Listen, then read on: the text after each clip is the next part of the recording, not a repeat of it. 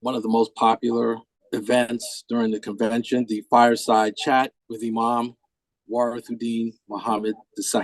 This is a comprehensive review and insight of the various topics that are on the minds of not only the Muslims, but the believers in our community and throughout the world. Now they're changing what it means to be African American. So they say people of color. So when you hear people of color, that's diminishing the community that we for generations have identified with, which in true fact is really people up from slavery.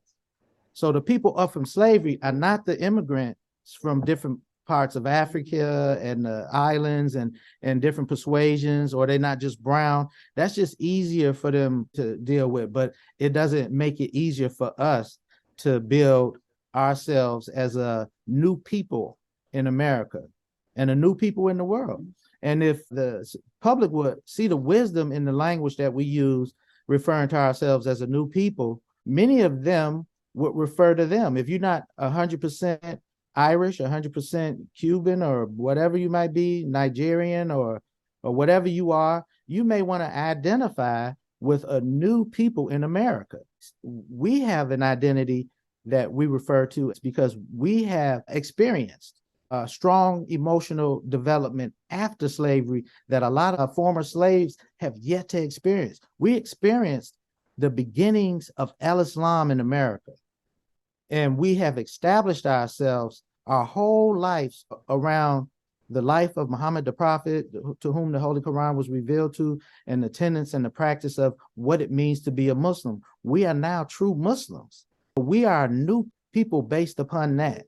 So we have new people that are new in this great melting pot of America, and we know that the identity is something that comes from the heart and the soul. So there's strong identity that people have with American culture. They don't speak the native tongue back home. They went to school here. They identify here. They don't want to be lost. But we don't feel ourselves threatened by any loss because this is who we are.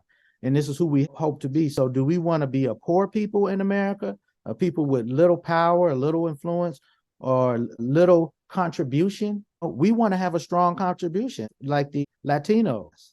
We have to learn how to be strong in our identity and love our past and love our culture and then promote it, and to be willing to defend our taste of food or our preference for clothes and our taste for just society at large, our love for life, our zeal for life. How does that express in the life of a Muslim? The world will never know it if we don't stand up and defend that desire to have our own life. Imam Muhammad, my father, he mentioned New Africa in America. He said Muslim New Africa in America. This is the desire of America, the concept of what it means to be American.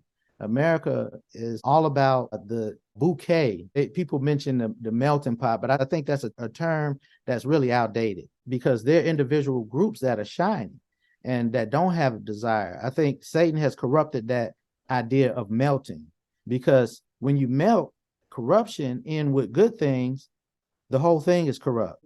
So we don't want to melt. We want to nurture our culture and use the strength of our culture to influence other cultures. And God has put it in our nature to want to be a family.